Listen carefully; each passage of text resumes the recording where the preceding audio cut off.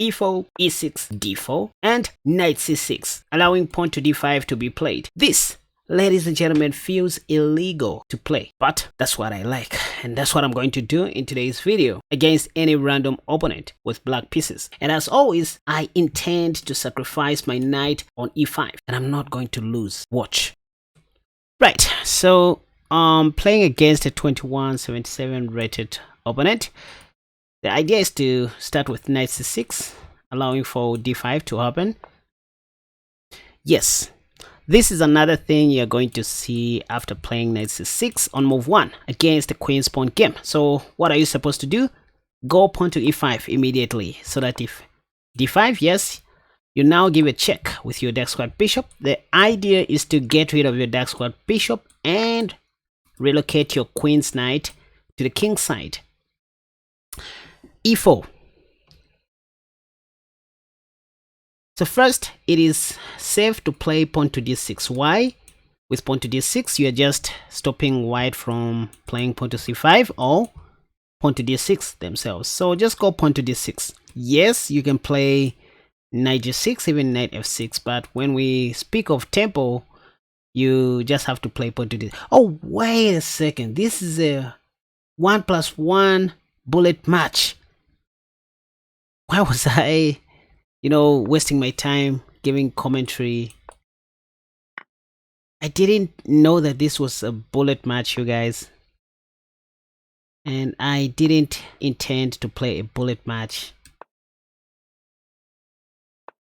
Now I have to be very serious. You can see I'm running low on time. Let's do this. Open up the king side. I made a mistake. Maybe let me just take. Yep. What else? I should have taken the last square bishop, I think. Let me get rid of it. Castle shot. So, very low on time. I should be very fast with my moves. I didn't know this was a bullet match, you guys. Pardon me. Check. Oh, maybe I shouldn't have opened the king side. Now I want to do this. Get rid of the knight. That monster knight. 9 seconds on the clock. If the knight goes back, I'll play pawn to e4. That's what I intend to do. In fact, let me remove this. Yep. If pawn checks, I take back with my bishop. And give a check before taking. Oh, wait a second. My opponent just hanged their thing. Now this is losing. So I didn't know that I was playing a bullet match, you guys. Busy giving fake commentary without knowing what is happening, really. Anyway, I still managed to pull up a win, and my opponent is running low on time. Bap. There's nothing they can do. And honestly speaking, I didn't know that I was, playing a bullet match. Like, for real. I thought I set the time at 5+3. Anyway, let me play something more serious. That was unexpected. Okay, now let's have a serious match. e6. I'm playing against a 2196 rated opponent this time. Let's see what they are going to do against my diluted Mikenas defense. Once again, there we see pawn to d5. The idea is to give up the knight, or rather sacrifice the knight on e5. If pawn to f4, I'll just take on d5. Yes, this is what most of my opponents do. And I love this. By the way, this is not a dubious opening or a dubious, gambit sort of. This is a theoretical opening, and it's been proven to be a draw. All you need to be doing from here is giving perpetual checks on these highlighted squares with your queen. Just continue giving checks on these highlighted squares. For example, queen h5 check. If pawn to, excuse me, I meant to say if white played king e3 or king d3, I was just going to take the queen for free. If king d2, I was going to give a check. If king c3, I was going to give a check. If king b3, I was going to give a check with my queen. and so on and so forth. Now, knight f3 is one move I talked about in my first tutorial video on the Mikenas defense. What you're supposed to do in this position is just to take on e4.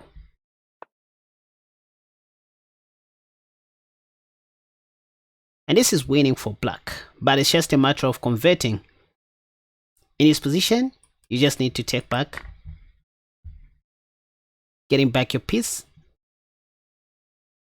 There are so many things I can do here, such as knight e7, pop, or pawn to b6, fianchetto my light square bishop, and castle long.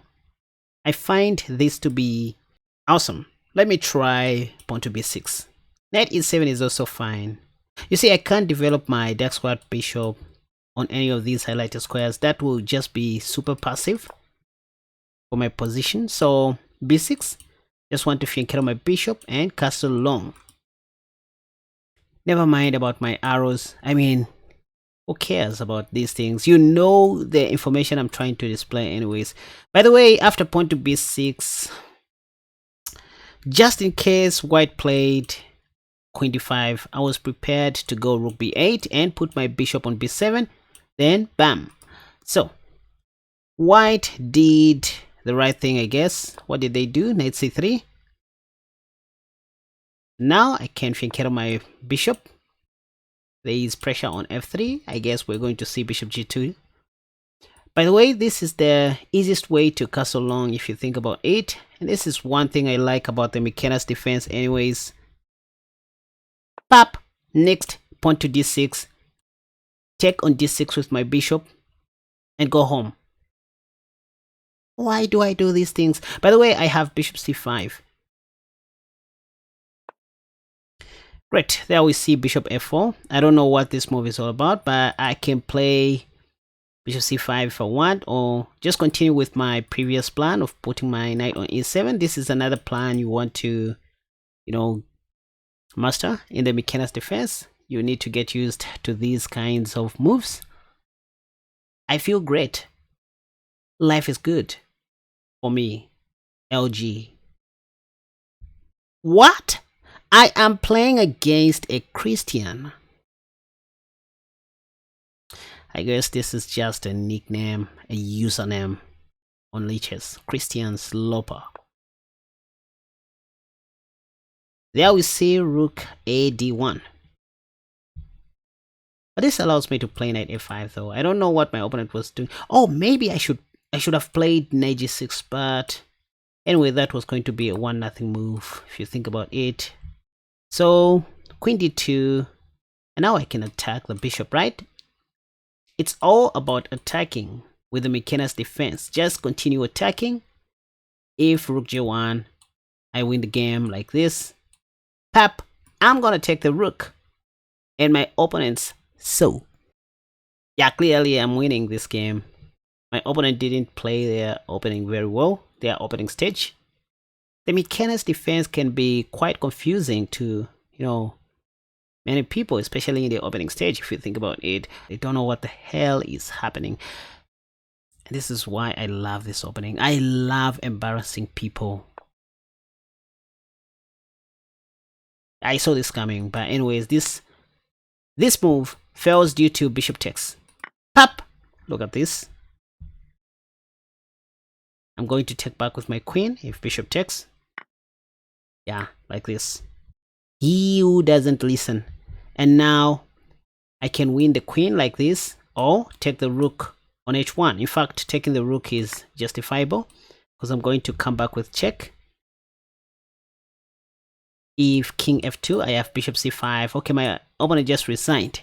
I love punishing my opponents with the Mikenas defense. Oh, the improved French-Mikenas. Anyway, should I play one more game? Let's see. Okay, for the love of my subscribers and YouTube, let me do this one more time. Great. Last game. I'm playing against a 21-34 rated player. Now, let's see what they're going to do. Yep, d4, knight c6. Just play d5, please. Again, I'll play knight e5. Yes, so knight e5. Let's see what this player is going to do. Sack the knight. Why do I do these things? Are we going to see e takes d5 again for the third time? Let's see. Most of my opponents just take the free knight. I mean, it's just a free knight. Ah, this time we've seen a different move order. Queen e2, something I have never seen before. And something I'll probably never see again. Okay, now I won't have these perpetual checks. So let me just do something else.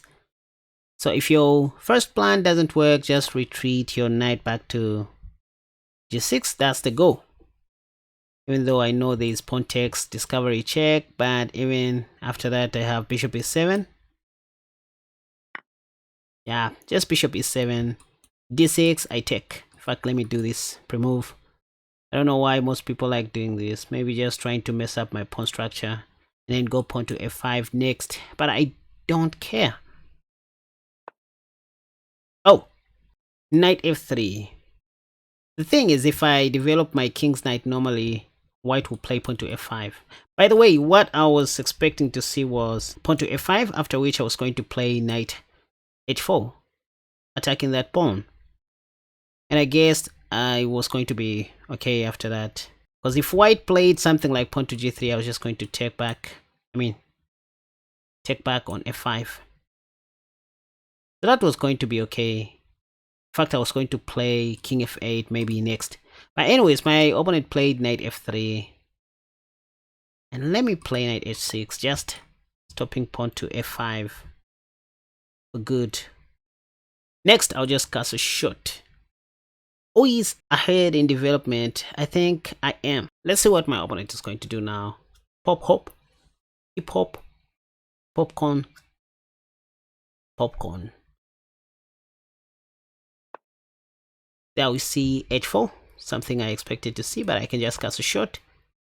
If this, I'll just... Oh, wait a second. Yeah, I still have knight h4.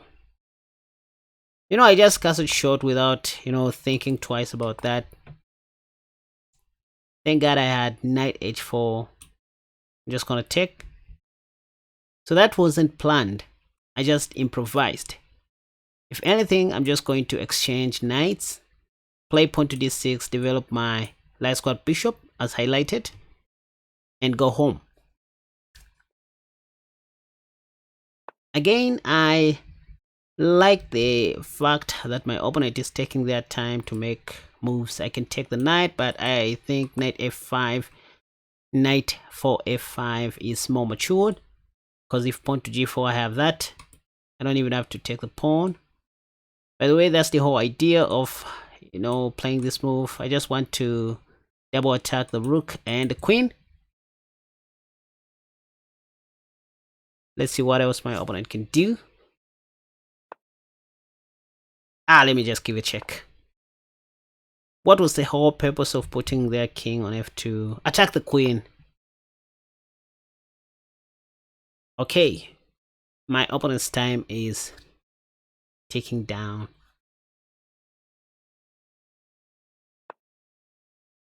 There we see queen c4, just pawn to d6, paving the way for my light squad bishop. What else do I know? What else can I do? Before that's a very unusual move. I have bishop e3. White shouldn't take because I'm going to win their queen. Good. What is my bishop doing?